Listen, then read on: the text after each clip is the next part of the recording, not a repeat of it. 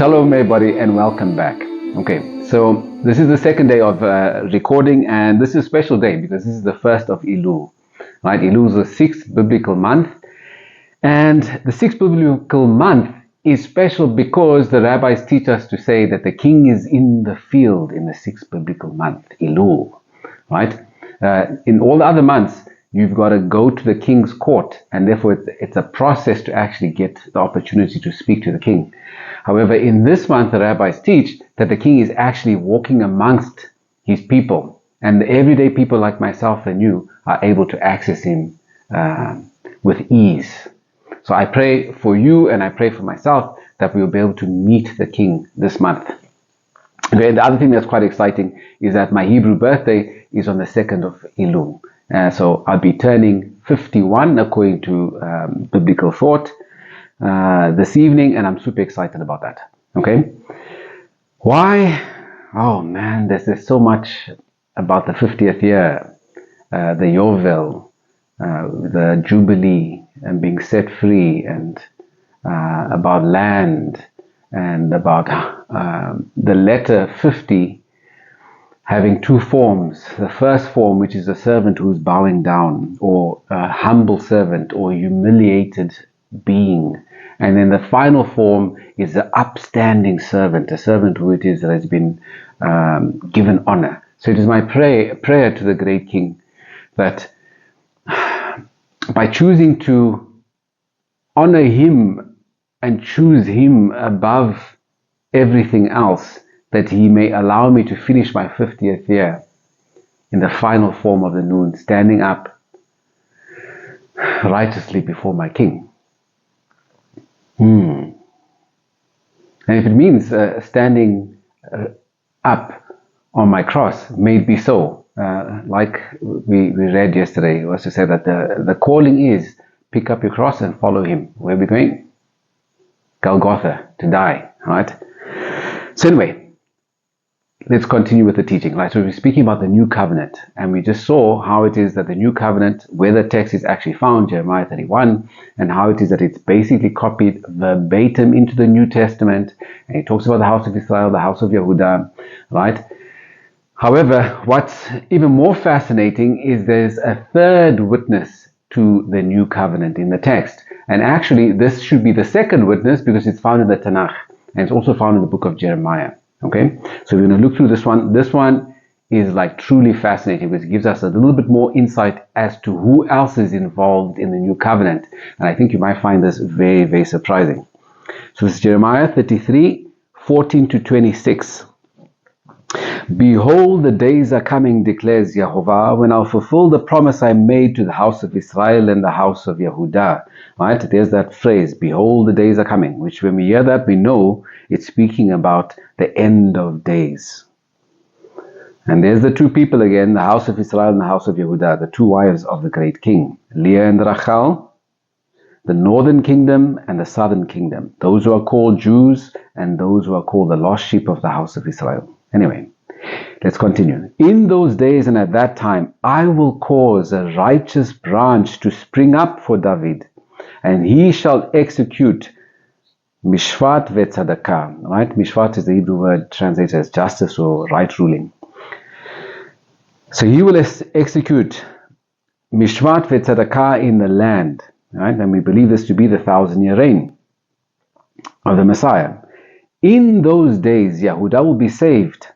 Imagine that. And Yerushalayim will dwell in security. We know it's not secure right now, but it will be. May it be soon in our day. And this is the name by which it will be called, Yehovah, our righteousness. For thus says Yehovah. Now pay attention to this. David shall never lack a man to sit on the throne of the house of Israel. And then this part, this is where it is that the controversial part actually is. And the Levitical priest shall never lack a man in my presence to offer burnt offerings, to burn grain offerings, and to make sacrifices forever. Imagine that. The Levitical priesthood is actually in the new covenant. And Messiah died to make this promise guaranteed. Messiah's blood actually guarantees this promise. What does that mean? It means that those which is right in the new covenant, who claim the blood of Mashiach, then this is what it is that you are affiliated to. Right? If you're hoping that the blood of Mashiach is going to save you, there's all these promises that are around the blood of the Mashiach. One of the promises around the blood of Mashiach is the fact that the Levitical priesthood is eternal and that they will eternally make sacrifice. And for us in the West, that's an abomination. However, it's crazy that's an abomination. Why? Because that is part of the eternal Torah. This is why it is that we look in the Tanakh and we see the prophecies of the future in the book of Ezekiel, the temple there and the sacrifices are taking place. Right? There's a reason why it is that we just saw that many years after Mashiach has gone up back into Shamayim, into heaven, the disciples are at the temple.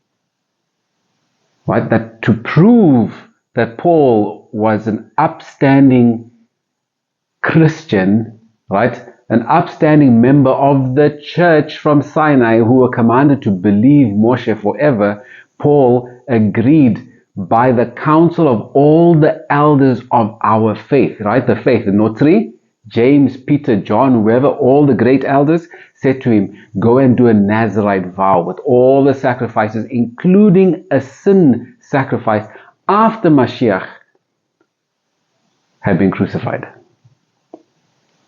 Right? We understand that if anyone comes to us and says that he is the Mashiach, but is not of the line of King David, we would all say that that's impossible. Why? Because of this promise. This is the promise where it is that we know that the Mashiach, right? This superhuman being is supposed to come from the line of King David and from nowhere else.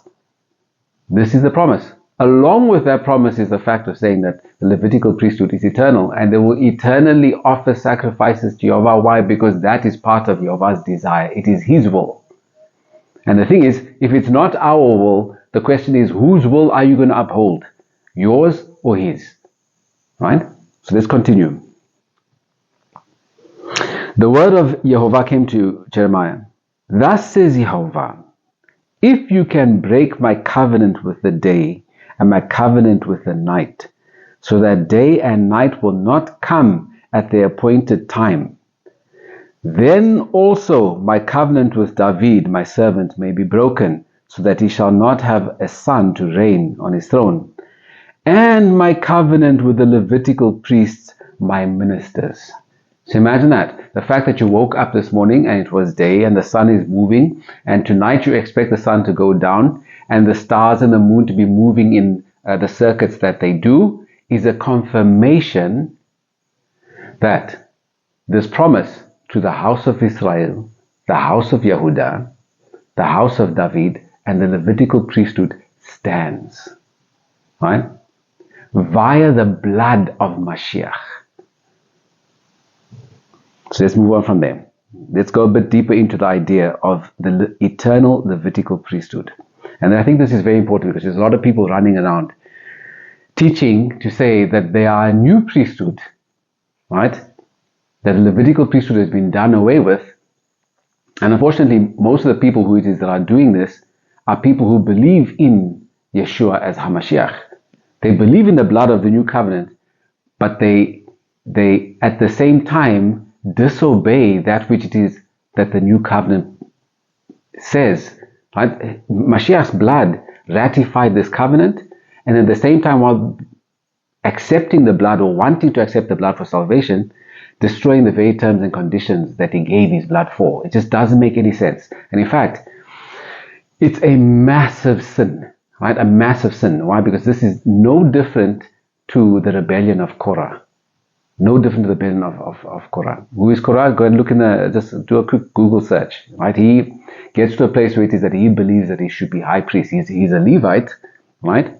So he's of the right lineage to work or to give service within the temple, but he wants a position that he was not given by Yehovah.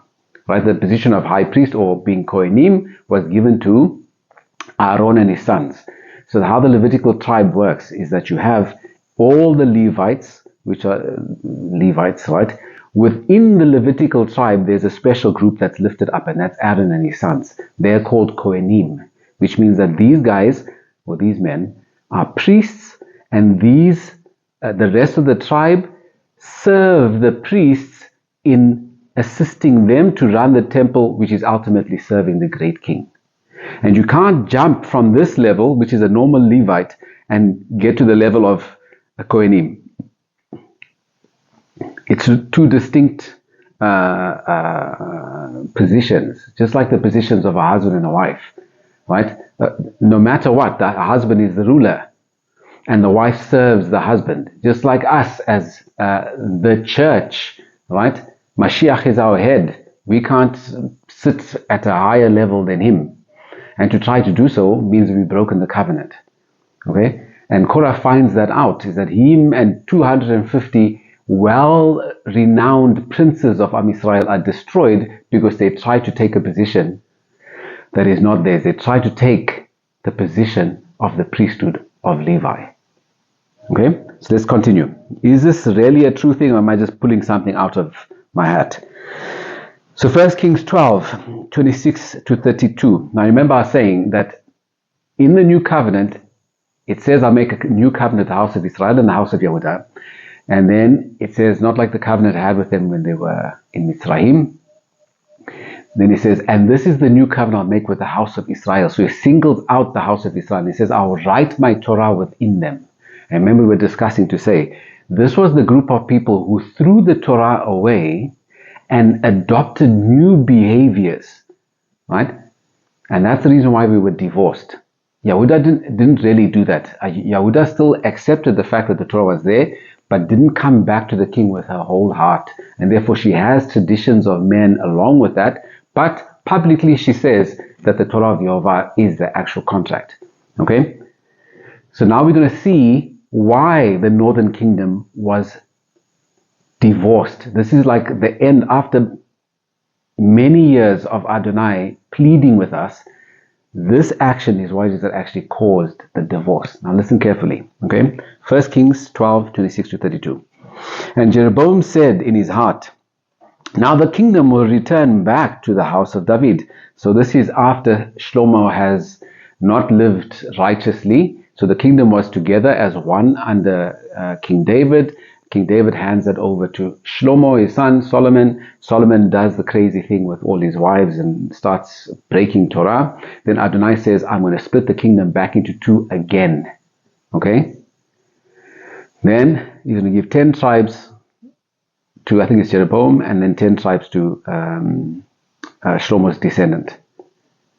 So the tribes have just been split and the two kingdoms have been set up. Now this is the man in the north, Jeroboam, who is trying to now establish his kingdom. He's been given the kingdom by Yehovah, but instead of obeying Yehovah, he's trying to make a plan to hold on to the kingdom for himself.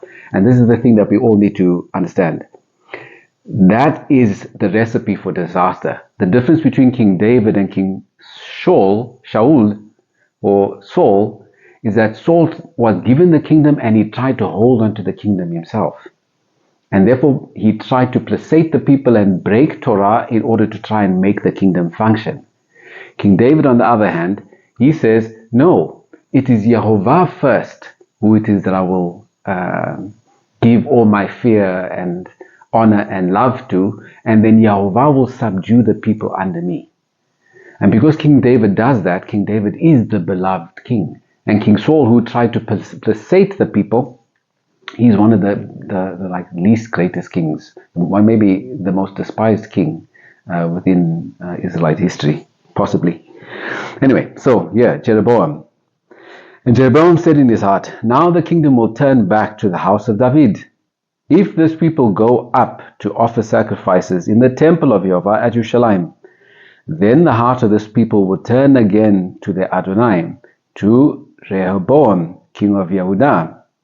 And they will kill me and return to Rehoboam, king of Yehudah. So the king took counsel and made 2 calves of gold. All right, does that sound familiar? And he said to the people, you have gone up to Shalim long enough. Behold your gods, O Israel, who brought you out of Eretz Mitzrayim, who brought you out to the land of Egypt, which is exactly what it is that happened in the book of Exodus, right, in the wilderness. And he set one in Beit El and the other he put in Dan. Then this thing became a sin, for the people went as far as Dan to be before one. And he also made temples on high places and appointed priests from amongst all the people who were not of the Levites. Right? Appointing priests from amongst the people who are not of the tribe, of the lineage of Levi. And Jeroboam appointed a feast on the 15th day of the 8th month, like the feast that was in Yehudah. And he offered sacrifices on the altar. So he did in Beit El, sacrificing to the calves that he had made. And he placed in Beit El the priests of the high places that he had made. So there we see two things which it is that Jeroboam does wrong. Well, quite a few things, right? He's made the golden calves, and he's set up his own worship places contrary to Torah, because Torah said that, I think it's in the book of Deuteronomy 12 and 16, if I'm not mistaken. It says that when we want to give our sacrifices, we must all come to the temple. So here Adonai had split the kingdom in two. The temple is sitting in the southern kingdom in Judah, and this king who's ruling in the north doesn't want the people to go there because he thinks they're going to rebel against him. So he sets up his own temple, or temples. He makes a golden calf, right? Then he appoints priests who are not of the Levitical priesthood, and then he creates his own feast days. Right? Does that sound familiar? Christmas, Easter, Bride Day. Right? So speaking here in South Africa, Covenant Day. I don't even know what that is. Covenant Day. Okay, let's move on from there.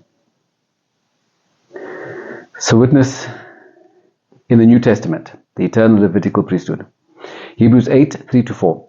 For every high priest is appointed to offer gifts and sacrifices.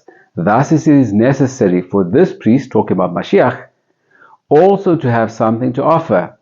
Now if he, the Mashiach, was on earth, he would not be a priest at all, since there are priests who offer gifts according to the Torah, right, according to the law. So here, the writer of Hebrews, long after Mashiach has come, is acknowledging the fact of saying that according to the terms and conditions of the covenant, the priesthood has been given to Levi. On earth, it has been given to Levi. And Messiah himself would not be a priest if he was on earth, because the priesthood belongs to Levi. Messiah respects his own words. Right? So if our high priest, if we are of the Melchizedek order of priesthood, if our high priest says, I made a covenant with Levi and I'm going to respect it, how can it be that those who it is that claim to be a part of the kingdom of priests don't respect the covenant of their own high priest? Are we holier? Are we more important than Mashiach? Impossible, right? This is the reason why when you read in the New Testament, you will not see a single place where any one of the disciples go into the temple with Mashiach there or without Mashiach there and say, listen, we've arrived. The new priesthood is here. We are going to take over everything. No such a thing, right?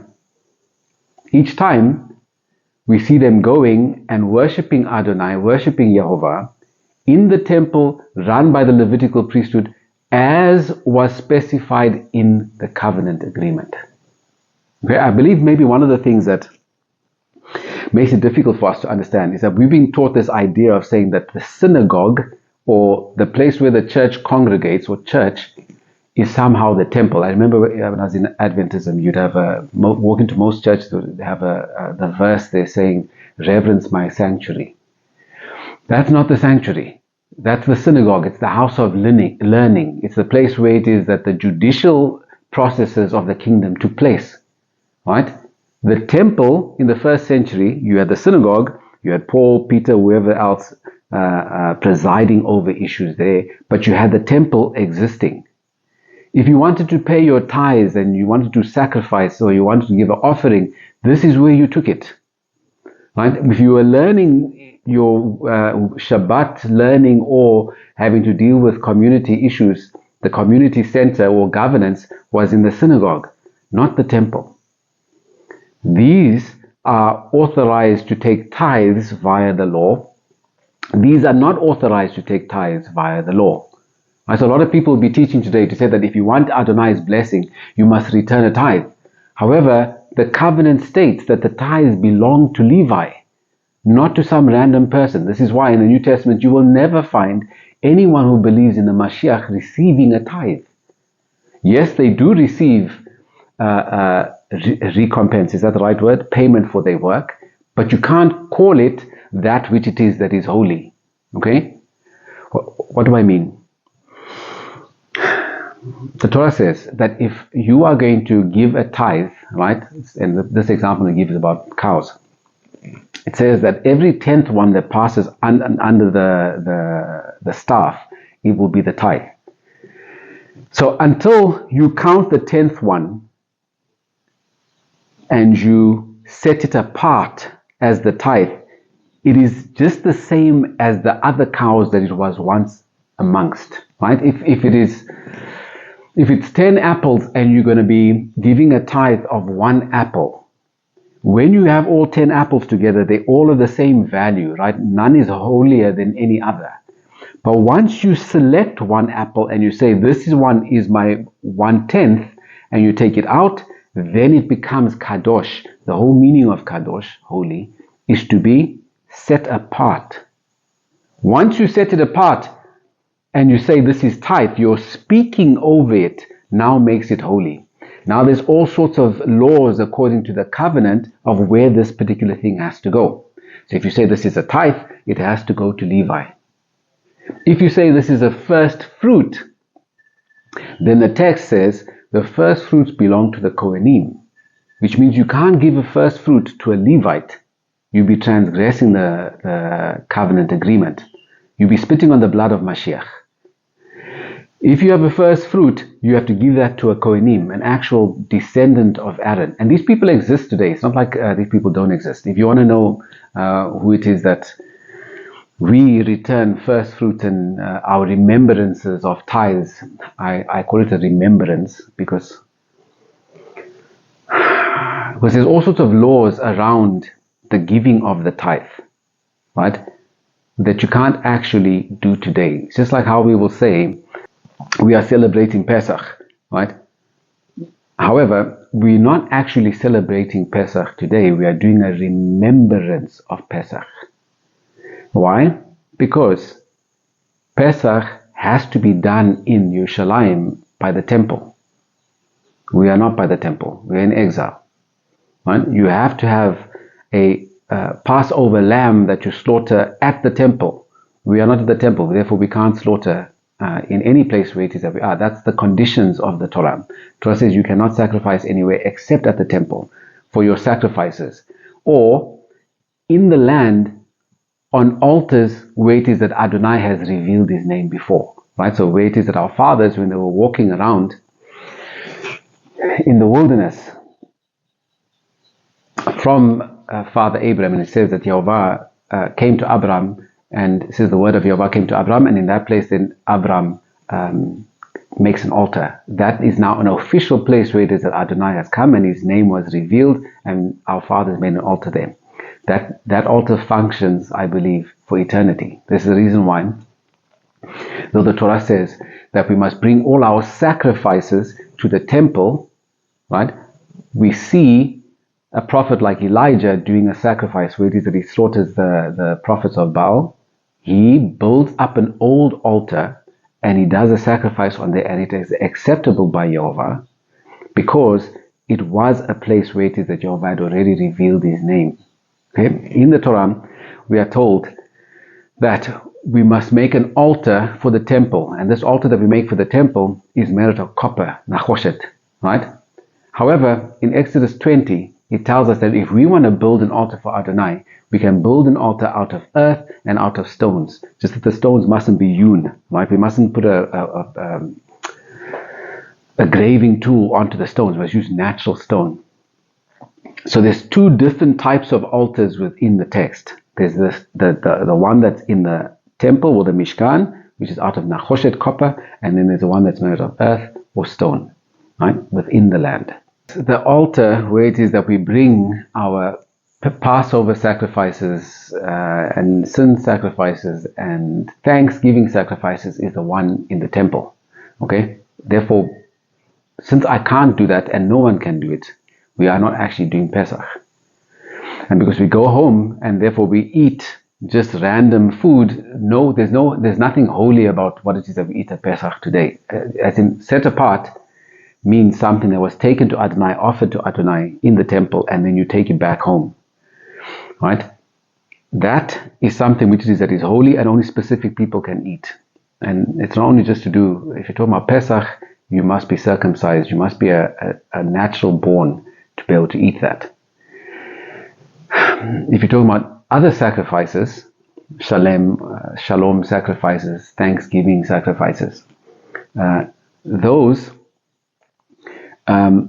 you have to be at a minimum clean in order to eat, right? Spiritually clean. So you have to have rakatz or mikvah before it is that you can eat that meat. It's holy. But whatever it is that we're going to eat for whatever festival that we hold today, whether it's Pesach, Sukkot, whatever the case may be, the food that is there it's unholy. It's just normal, right? And therefore everyone can eat it. So going back to the idea of the tithes, once you pronounce that this is a tithe, then at a minimum you've got to give it to the person who it is that you're supposed to give it to, if you want the blessing. And this, I believe, is the reason why no one sees the blessing of Malachi 3, where Adonai says, test me and see, because we're not doing it in the right way. However, I do believe that people who work within the kingdom, speaking about the gospel, should be paid for their work. However, don't use a title, don't name that thing which you're giving them, don't give it the position of something that has been set apart, because you're then bringing a curse on that person that you're giving it to, and you're putting a curse on yourself. Right? You'd rather call it a love gift or whatever the case may be, and then give it to the person who it is that you want to give it to. Okay? This is going to save everybody a lot of suffering. I know a lot of people feel that this is maybe a painful thing. For people who it is that work in ministry, we rely on people giving donations and stuff like that, right? And people will use the idea of saying that I'm going to pay my tithe to so and so, and people who are in the ministry will say, yes, let me receive the tithe. However, we are bringing nothing but destruction on ourselves. We rather educate, if you're a teacher like myself, educate the people to say, listen, you can't say that this is a tithe. And if you specifically feel that it is that, then you got to give it to the right person if you want the blessing. Okay? And as teachers, you can't receive that which it is that belongs to Levi. It's an abomination. Right? There'll be nothing but suffering that will come for you and your ministry. Right? We're all after the blessing of the Torah. We're not here to try and struggle to get by. The blessing of the Torah is that if we do what's right, if we follow Adonai's prescriptions, He will bless the work of our hands. Okay, so let's move on. We'll be like Paul, who never broke the covenant, and guess what? The guy was traveling all over the world via his own work of his hands. Why? Because the work of his hands were blessed. He never transgressed the Torah. So let's continue. So Hebrews 8, 3-4. And every high priest is appointed to offer gifts and sacrifices. This is necessary for this priest also to have something to offer. Now if he, Mashiach, was on the earth, he would not be a priest at all, since there are priests who offer gifts according to the Torah. Hebrews 7, verse 5. And those descendants of Levi who received the priestly office, not said who have a commandment in the Torah to take tithes from the people, which is 100% true. 1 Corinthians 9, 13-14. Do you not know that those who are employed in the temple service get their food from the temple? This is where all first fruits, tithes, all your thanksgiving offerings, etc., etc., go to the temple, and only those in the temple get their money from that. This is the Levites. And those who serve at the altar share in the sacrificial offerings. Again, that is speaking about the Kohanim, which it says that whatever Kohen offers on the altar, X amount of portions of that offering are actually given to the Kohen, the breast, the cheeks, etc., etc. In the same way, Adonai ordained that those who proclaim the gospel should get their living by the gospel, right? So that is Paul, I believe, telling us that Adonai ordained that those who work in the gospel should make a living via the gospel, and I believe that this is a true thing. It has always been that way. Those who it is that were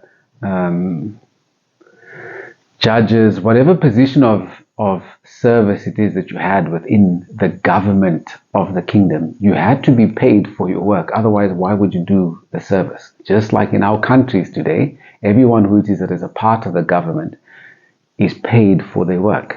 Okay? Why? Numbers 18 verse 19.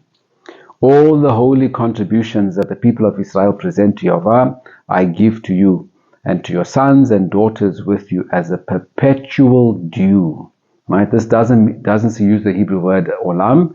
Here it says a perpetual due. I wouldn't be surprised if it says yom yom, day after day. It is a covenant of salt forever before Yehovah, for you and for your offspring with you. Okay? The Levitical priesthood has a covenant of salt with Yehovah that is perpetual and forever, with those witches that were there at the time of Moshe and with their offspring after them. Okay, like I said earlier on, this is the reason why it is that Korah received the destruction that he did. And for us today, living in the dispensation after Mashiach's ascension, we do many things which I believe transgress the Torah, and because Adonai is silent, we think that everything is well. However, he has said that he is returning and he's coming back with payment, not only for every deed, but for every word, right? So we need to start understanding what covenant are we in, what are the terms and conditions, and start keeping it. Okay, so let's continue with Jeremiah 33, 14 to 26, right, where it told us that there's the new covenant with the house of Israel, the house of Yehudah, the house of David, and the Levitical priesthoods. As the host of the heaven cannot be numbered, and the sands of the sea cannot be measured, so I will multiply the offspring of David, my servant, and the Levitical priests who minister to me. The word of Yehovah came to Jeremiah. Have you observed what these people are saying? Yehovah has rejected the two families that he chose, right? Two families that he chose. Which two families? This is Leah and Rachel. The house of Israel and the house of Yehudah. And is it not crazy that this is exactly the message of modern Christianity? Right? Modern Christianity believes that the natural born were done away with, while saying that they believe in the blood of Messiah that ratifies the new covenant. In fact, hoping on the new covenant for salvation, and yet transgressing the very covenant, or transgressing the very covenant of the blood of their master, or their supposed master, right? Spitting in his face, or spitting at his blood. Thus they have despised my people, so that they are no longer a nation in their sight. Thus says Yehovah, if I have not established my covenant with day and night, and the fixed order of the heaven and the earth, then I will reject the offspring of Yaakov and David my servant, and will not choose one of his offspring to rule over the offspring of Abraham, Yitzchak, and Yaakov. For I will restore their fortunes, and will have mercy on them. Okay, so let's recap the whole idea about the new covenant. Okay, so the new covenant is found in Jeremiah 31:31 to the end. It's copied almost verbatim into the New Testament, the book of Hebrews 8. It is made, the new covenant is made with the same people the first covenant was made with. The new covenant is not made with Gentiles. There are 4 groups mentioned in the new covenant: the house of Judah, the house of Israel, the house of David, and the Levitical priests. The new covenant is made in the blood of Mashiach, right? That's the only difference. It is ratified by the blood of Mashiach, but the Torah is that which it is that is placed into our hearts, which means that the Torah is still the terms and the conditions. The new covenant is not in effect fully. Both the old and the new covenant exist simultaneously. Okay, so let's move on. Now we're going a little bit deeper. Okay, so now we're going to turn and we're going to look at the idea of tzedakah ve'mishpat, righteousness and justice. Right? These are 2 words that we need to truly understand what they mean. Right? When I say truly, I mean we need to understand what is Yehovah's definition of righteousness and justice, and not our own definition of righteousness and justice. Like I was saying earlier on, anything that starts off with the phrase "my own" is useless. It's defiled. My own righteousness is defiled. Why? I must pick up his righteousness. My own will is defiled. Why? Because I must take up his will. My own desires are defiled and useless. Why? Because I would rather pick up his will, or I should rather pick up his will and desire. Okay, I hope that makes sense. So even with the definitions of words, our own definitions are useless things. All that matters is getting his definition right. I was saying to a friend a couple of months ago, giving an example, to say that a banknote, the authenticity of a banknote does not depend on the person who it is that is receiving the note. Right? It depends on the issuer of the note. Right? So if you hold 100 Rand or $100 or whatever the case may be, right? And you believe that note to be genuine. Your belief that that note is genuine means nothing, because when you take it to the bank and it's not a genuine note, guess what? It's going to be rejected. Same with the ideas of righteousness and justice. It doesn't matter what it is that we think is righteousness and justice. It matters what it is that he thinks. So let's try and unpack that. What does righteousness and justice actually mean to the king? So speaking about Abraham, it tells us that Abraham will command his children to guard the way of Yehovah by doing tzedakah ve'mishpat, by doing righteousness and justice. Psalms 89 verse 14 tells us, tzedakah ve'mishpat are the foundation of your throne. Right? What does this mean? It means that Adonai's throne is actually sitting on righteousness and justice.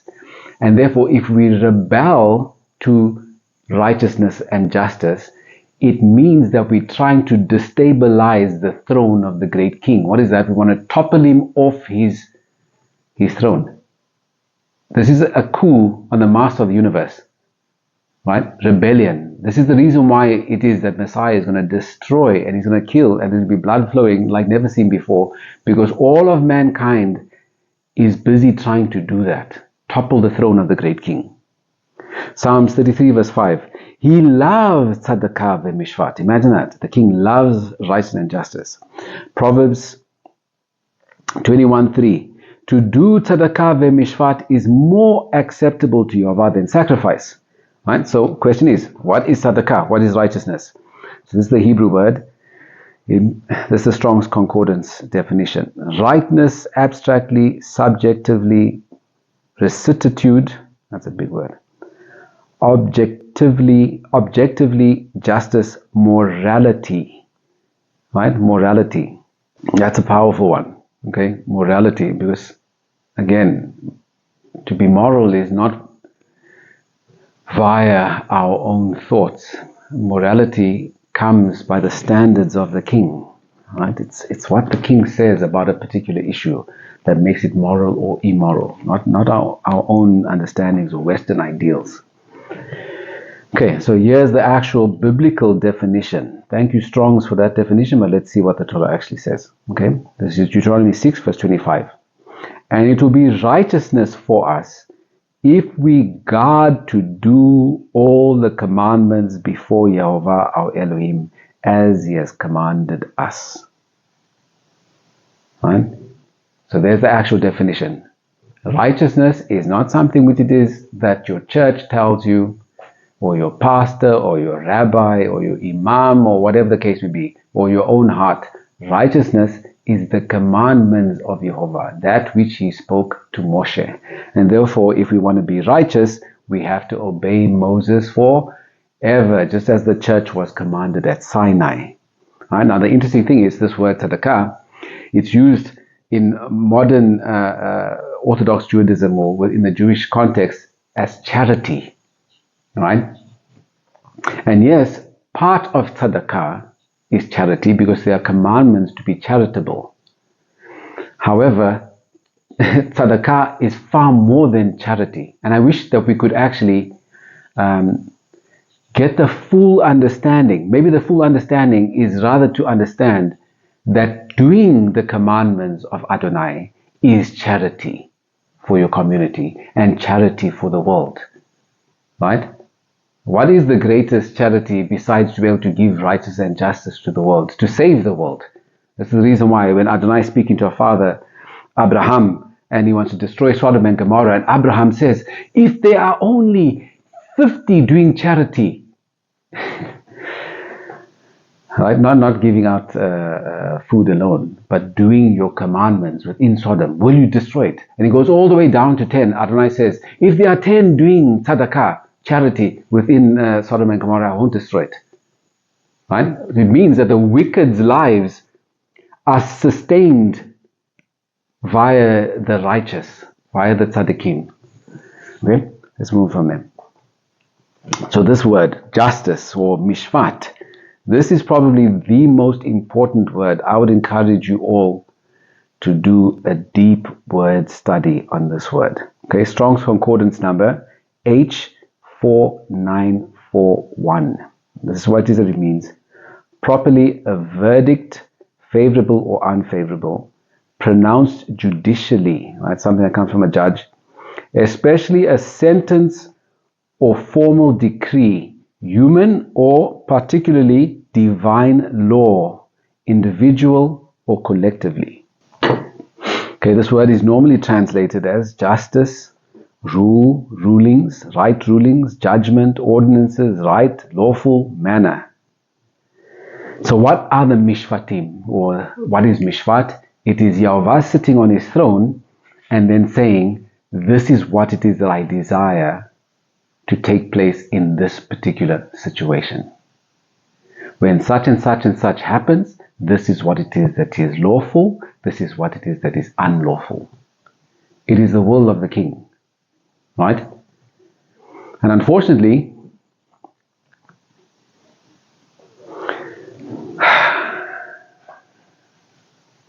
we've gotten to a state where it is that we believe that somehow if we disagree with the master of the universe, that somehow the master of the universe is going to apologize to us. And he's going to change his way. Right? That's not going to happen. Right? Just with earthly rulers, if you're sitting here and you are in disagreement with the traffic department on what it is that a red light means, good luck to you, right? No one in their right mind would say, I am so offended that the red light means that I must stop, right? It's insane. The authority that we're speaking of is far beyond the authority of the people who it is that are the traffic department or SARS or the defense department, whatever department. Okay? So anyway, this whole teaching comes down to this word, mishpat. And this very, very important text. This is Leviticus 26, 14 to 15. Okay, so Leviticus 26 starts off with blessing, like maybe 12 or so verses of blessing, and then it goes into like maybe 40 something verses of destruction. Okay, and this is the pivot point between the blessing and the curses. That's what it says. But if you will not shema to me, you not listen to me, obey me, and do not do all these mitzvot, all these commandments, if you spurn my chochim, my statutes, and if your soul abhors my mishvat, so that you will not do all my commandments, not some of them, all of them, but break my covenant. Okay, so there's many things to unpack there. So,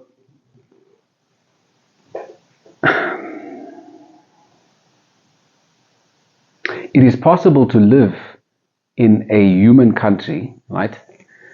In a human country. That makes sense. But anyway, in a human country, it's possible to live in a human country, hate the government, hate some of the rulings or the judgments or laws of that government, and still be considered a law-abiding citizen. Guess what? In the kingdom, that which it is that Messiah's blood ratified, right, to be a part of the church, that's impossible.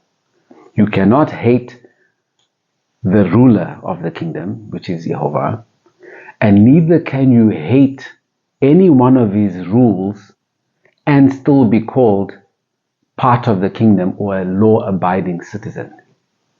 Right? You have to love the king, and your heart has to love his ways. Okay? Now, I'm not saying that this is something which it is that would just happen by the drop of a hat. What I'm saying is that we've not been taught these ideas. Right? We think that somehow Adonai is a respecter of people. He is not a respecter of people. Okay? We've been taught this Father Christmas idea of who it is that he is, and he is not like that. He has a way and he gives an opportunity. He is far more, just than SARS or the IRS or whatever government department you could think of to say that he will carry out judgment. Yes, he is merciful, but he's not merciful to rebellion. Right? That's where we willfully say that we will not obey what it is that he says. So if you spurn my chochim, and if your soul abhors my mishvatim, you say this is disgusting, so that you will not do all my commandments, so you say this is disgusting, I'm not going to do it, that means that you have now broken the covenant. And when Mashiach comes back, instead of him saying, well done my good and faithful servant, guess what he's going to say? I am going to destroy you. Depart from me, you worker of Torahlessness.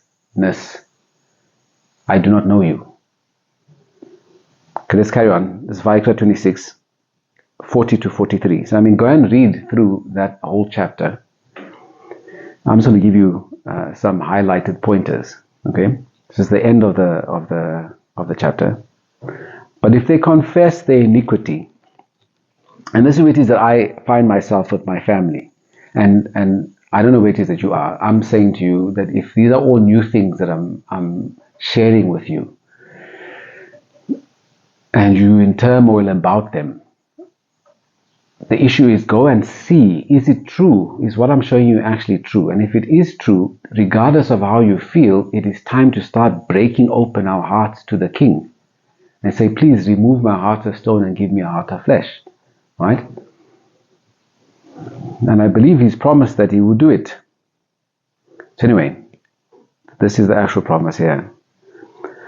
But if they confess their iniquity, right, that means to do things the way that you want, and the iniquity of their fathers, which means that our fathers also just did their own will, their own desire, they refused to take up the cross, in their treachery that they committed against me, right, to be treacherous to the great King is to not obey what he said, to break the covenant, and also in walking contrary to me, so that I walked contrary to them and brought them into the land of their enemies, which is where we are today, exile. If then the uncircumcised heart is humbled, if our hearts could just be humbled, and they make amends for their iniquity, then I will remember the covenant with Yaakov, and I'll remember the covenant with Yitzchak, and my covenant with Abraham, and I'll remember the land, but the land shall be abandoned by them and enjoy its Sabbaths while it lies desolate without them.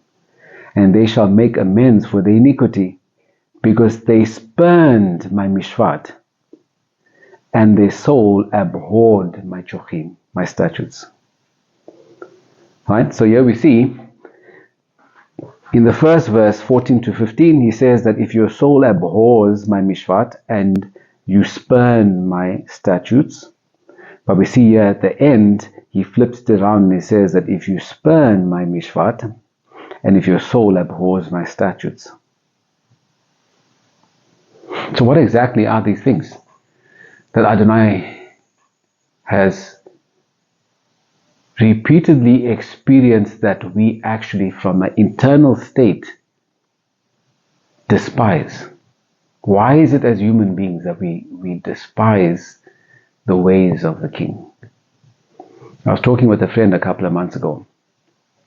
I think it's Deuteronomy 28, if I'm not mistaken, that speaks about the curses for breaking the covenant law. And it speaks how Adonai is going to do all sorts of different things to you. You're going to lose everything that you have. You lose your children. You're going to be plundered by everybody. You're going to be afraid and stressing when nothing's going on. And you're going to lose everything to the point where it is, he says, I will return you to Egypt. And then he says, and you're going to try and sell yourself as a slave, but nobody's going to buy you. You're going to be so wrecked physically that even when you try and sell yourself as a slave, nobody is going to want to buy you. Right? Now the question is, I said to him, or what is I realized, was to say, when you try to sell yourself as a slave, you have become somebody's property. And if you sell yourself to the goyim, to the nations, these are not people who have righteousness and justice. What would they do with you as a slave?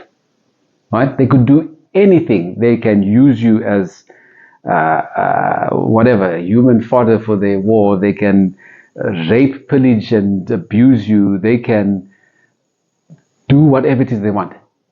Now the question is, why as Am Israel, why in our hearts would we rather choose rebelling against Adonai, right to the point where that we sell ourselves as slaves to unrighteous human beings, and not just accept in our hearts that we be slaves to Him?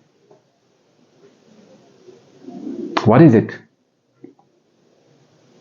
And this is the question which I've been asking myself and asking my family and my friends, to say, what is it in our hearts? May Adonai remove that thing. As Am Israel, may we stop being stiff-necked and turn to the King. He's the only one who truly loves us. He's the only one who truly is going to give us freedom. There is no freedom anywhere else. And freedom does not mean to not have someone rule over you. Right? Security does not mean that you don't have walls and restrictions. My freedom and security is to be in a house with locked doors. Right? Nobody believes, or maybe incorrectly, when Adonai is saying, I'll give you a home, we think that He says, give me this house, that the house is a prison. Right? No. It's because He loves us that He wants to give us a place to live, but it has very defined boundaries. And all this is that we need to do is live within the boundaries. But it seems that we've always been willing to leave all these blessings that the King has given us and go whoring after our own will, to the point where it is that we sell ourselves to become slaves for somebody else. Yeah? Let's not serve Jehovah in the wilderness. Let's return to Mitzrayim. It's absolutely insane. But let's continue. Okay, so the mishvatim, these things which is that our souls should not abhor, but we do abhor. And this is the problem that we have today. And this is what the major thing of what this teaching is going to be about. Okay? So this is Daniel in exile. In that text, in Vayikra 26, it told us to say that Adonai said that we would be exiled because of our souls hating His mishvatim. And He says that the land will enjoy its rest of its Sabbaths. So this takes place with Daniel's exile, Daniel and his friends, his generation's exile. And we see Daniel praying and asking for forgiveness. And let's see the words that Daniel uses specifically, if they're tied at all to Vayikra 26, where the curse is given. Then I turned my face to Jehovah Elohim, seeking Him by prayer and pleas for mercy, with fasting and sackcloth and ashes. I prayed to Jehovah my Elohim and made confession, saying, O Adonai, the great and awesome Elohim, who keeps covenant and steadfast love with those who love him and keep his commandments. Imagine that. He doesn't keep covenant with those who don't. We have sinned and done wrong and acted wickedly and rebelled, turning aside from your mitzvot and your mishpat. Imagine. Right? So Daniel, in this prayer of repentance, he says, we have sinned and rebelled, and he specifically says, your commandments, your mishpat. What is it about this type of commandment, this mishpat, that Am Israel just traditionally rebels against? And I can guarantee you that where it is that we are today in the West, Christianity 100% rebels against the mishpat of Elohim. We're going to get there just now. Right? Nehemiah, who's a part of the same group of people who it is that were exiled in the time of Daniel. Nehemiah in exile asked for forgiveness. This is Nehemiah 1, 6-7. Let your ear be attentive and your eyes open to hear the prayer of your servant, that I now pray before you day and night for the people of Israel, aka the church, your servants, which is your slaves, is actually what it is that it says there. Confessing the sins of the people of Israel, which they have sinned against you. Even I and my father's house have sinned. We have acted very corruptly against you, and have not kept your commandments, your mitzvot, your chochim, the statutes, and the mishpat, the rules that you commanded your servant Moses. So, these were the actions of Daniel and Nehemiah, right? Men who it is that were part of the church, the kingdom in exile, right? They realize their sin, just like the prophecy says. Once is that you are humbled, and then you realize that you sinned, and now they make shuvah, they make repentance. They're praying to Adonai to say, please forgive us. And they mention these are all the things which it is that we've sinned against. So guess what? We find ourselves once again in exile. The entire kingdom, right? In fact, at that time it was the entire kingdom as well, because the northern kingdom had already been dispersed many years before that, and now the southern kingdom was dispersed as well. So we find ourselves back there today. And guess what? We've got to go through the same process to end the exile. We've got to say to Adonai, please forgive our iniquity and the iniquity of our fathers that placed us into the exile. We've sinned against your commandments, your statutes, and your mishpatim. And only by genuinely saying that and then taking the steps to make shuvah, to walk in the way, will Adonai forgive and restore us back into the kingdom. Okay? This is the greatest opportunity to know that's all that we need to do. For the longest exile to date, we're experiencing 2,000 years of exile. It's the longest exile to date. Right? When Daniel and them got exiled, that exile lasted for 70 years. And then they were back. The master re-established his house and he dwelt amongst us. His temple, he dwelt amongst us. Our husband was there. 2,000 years ago, the temple was destroyed and the master exiled us. It's been 2,000 years that he has not returned to the land, neither has he embraced his brides. We have no husband. We have no covering.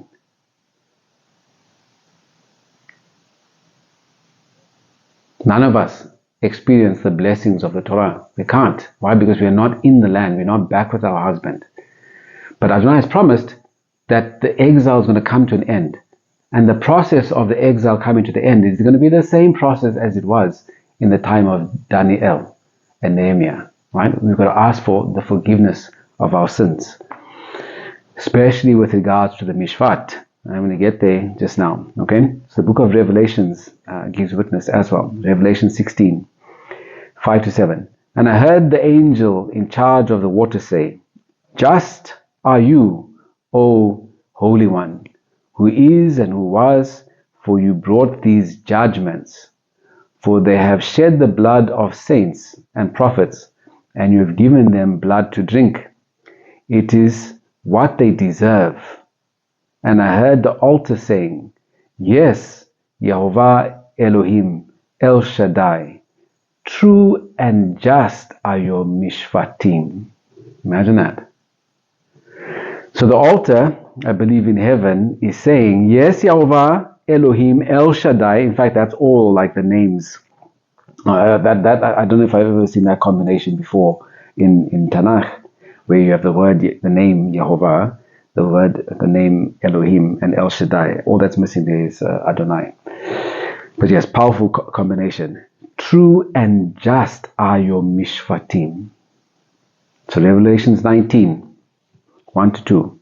After this I heard what seemed to be a loud voice of a great multitude in heaven crying out, Hallelujah! Salvation and glory and power belong to our Elohim, for his mishpatim are truth and righteousness.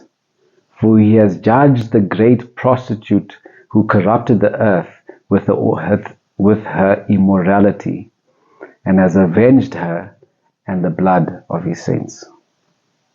Very interesting, eh? Isaiah 42 verse 1. This is now speaking about Mashiach and the Mishpatim. Okay, the specific type of commandment that Am Israel always rebelled against. And the very commandments which it is that we had to ask for forgiveness for to be returned back into the covenant. Isaiah 42 verse 1. Behold my servant whom I uphold, my chosen in whom my soul delights. I have put my ruach upon him. He will bring forth mishpat to the Gentiles. Speaking about Messiah, he's going to bring the mishpatim of Yehovah to the Gentiles. Matthew 12 verse 18. Behold my servant whom I have chosen, my beloved, with whom my soul is well pleased. I will put my spirit upon him, and he will proclaim the mishpat to the Gentiles. Right? So the New Testament is confirming this idea to be Mashiach, and that Mashiach is the one who's actually going to bring the mishpat to the goyim. Right? How is he going to do it? He's going to do it via those duties that are part of his body. Okay? So me sitting here today and I'm teaching you about the mishpat of Adonai, I am doing so Adonai willing as part of the body of Mashiach, because this is what we must do, right? That's what it is, that if you are part of the body of Mashiach, you have to do too. John 7 verse 24, do not judge by appearances, but judge with righteous mishpat, right? So what are those righteous mishpatim that we're supposed to judge by, right? It's that which it is that is written in the Torah, not our own ideas. Mashiach said of the Ruach, of the Holy Spirit, John 16 verse 8, and when he, the Ruach HaKodesh, comes, he will convict the world concerning sin and righteousness and justice, right? He will convict the world concerning sin and tzedakah ve'mishpat. So the purpose of the Ruach is to convict the world of sin and what is righteousness and justice.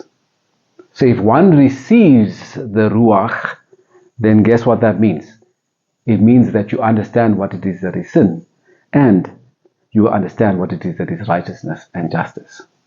Which means if you don't know what it is that is sin, and you are a sinner, as in a willful sinner, I'm not talking about a falling down, because that is part of Torah, right? You will fall, a righteous man falls 7 times. But if you are willfully in rebellion, and you don't know what it is that is righteous and justice, you do not have the Ruach HaKodesh.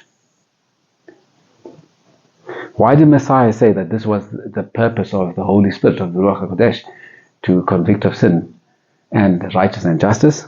Because he was quoting the prophets, right? Ezekiel 36, 26 to 27. Listen carefully to this. And I will give you a new heart, hallelujah, and a new Ruach I will put within you, right? This is the Ruach HaKodesh.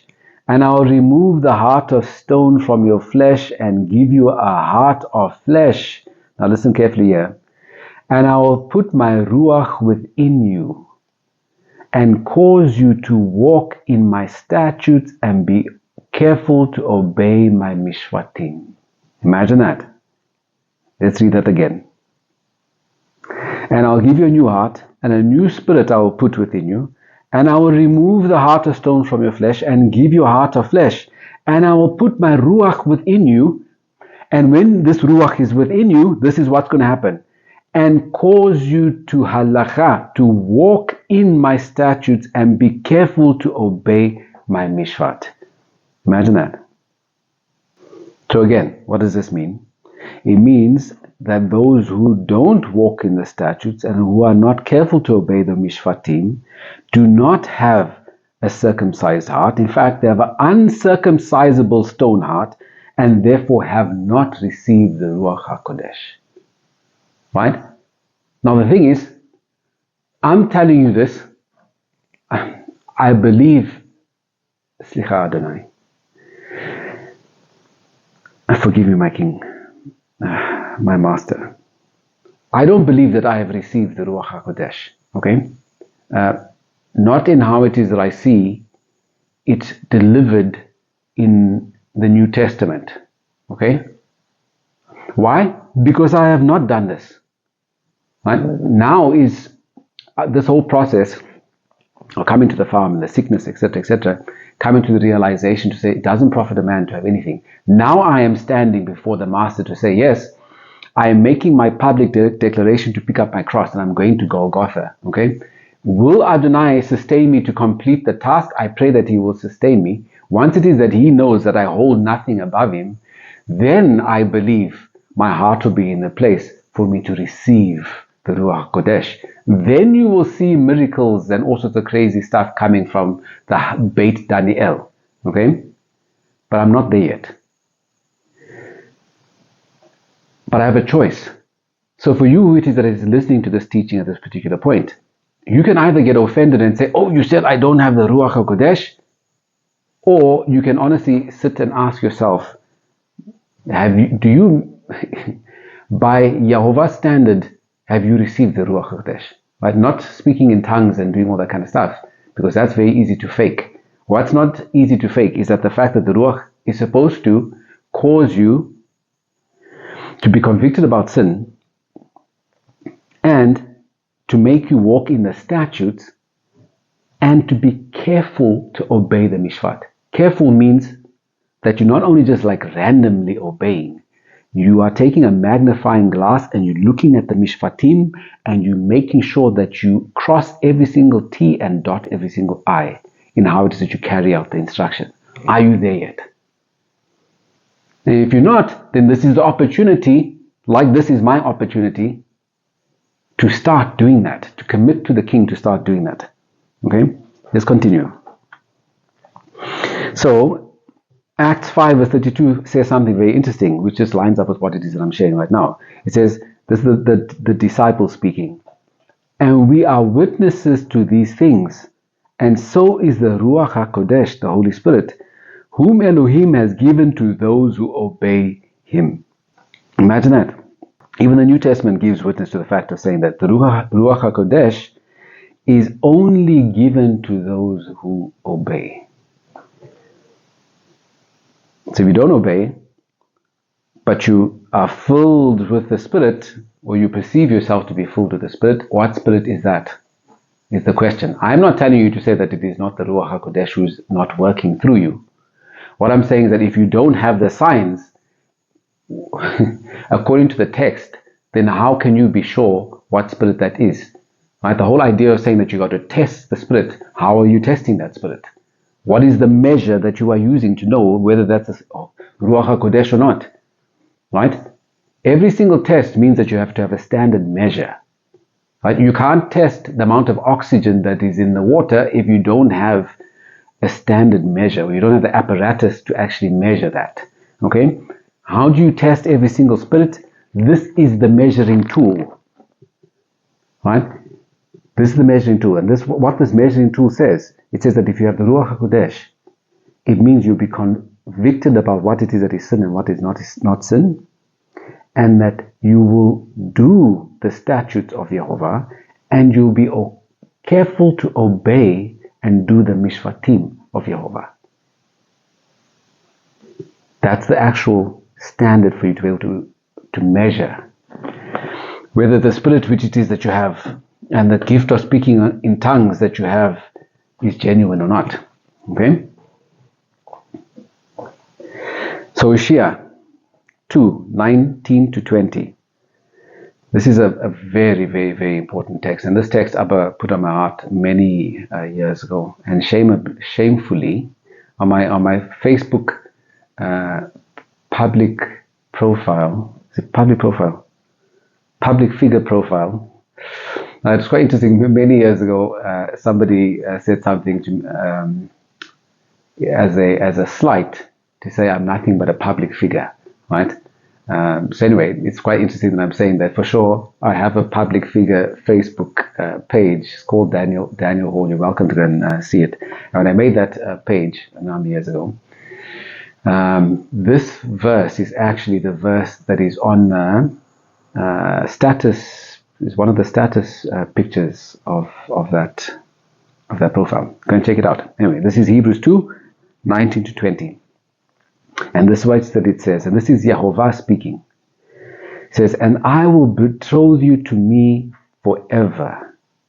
I will betroth you to me in tzedakah b'mishpat, right, in righteousness and justice, in steadfast love and in mercy. I'll betroth you to me in faithfulness, and you will know Yehovah.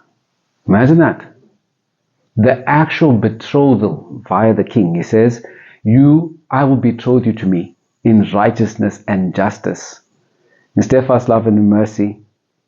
I will betroth you to me in faithfulness to the righteousness and justice, and then you will know Yehovah. Right? So the question is, if you believe that you are betrothed and part of the bride, have you been betrothed to him in righteousness and justice?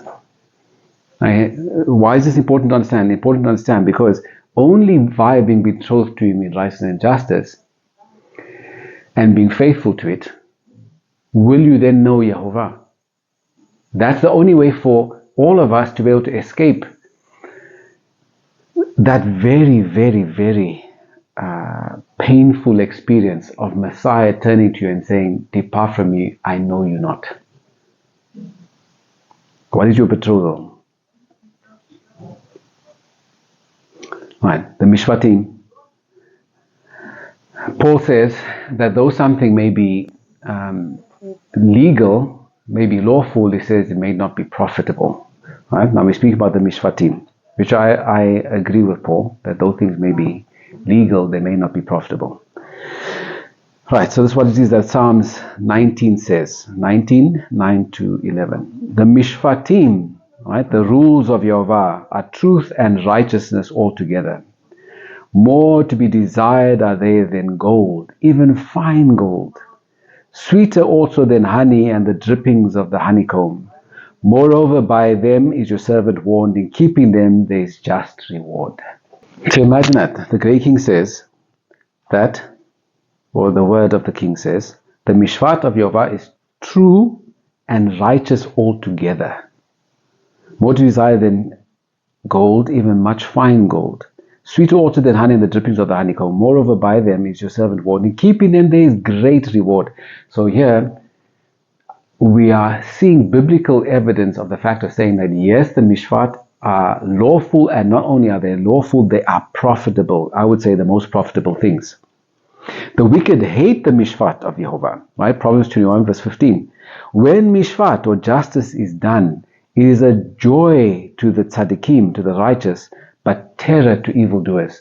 Why? Because evildoers are the ones who break the covenant and their souls abhor the mishpatim of Yehovah. So to recap, with regards to the mishpat, the children of Abraham are commanded by their father Abraham to guard the way by doing tzedakah v'mishpat, by doing righteousness and justice. The way is identified as doing righteousness and justice, and therefore all the people who are in the New Testament, who are understood to be part of the believers of the way, do righteousness and justice. The foundation of Yehovah's throne is tzedakah v'mishpat. Not to do tzedakah v'mishpat is to break the covenant. To not do tzedakah v'mishpat causes the exiles. To not do tzedakah v'mishpat has caused every single exile. The exile was ended when Daniel and his peers asked for forgiveness for sinning against Yehovah's Mishvat. Mashiach will bring Yehovah's Mishvat to the Gentiles. The receiving of the Ruach HaKodesh causes one to obey the Mishvat. The Ruach HaKodesh, or Holy Spirit, is only given to those who obey. The betrothal of Yehovah's bride or brides is in Tzedakah ve'Mishvat. The Mishvat of Yehovah are more profitable than gold and sweeter than honey, and doing them gives great reward. The wicked find the Mishvat of Yehovah a terror when practiced. The book of Revelations tells us Yehovah's Mishvat is truth and righteousness. Okay, so now let's get into the actual controversial part of the text.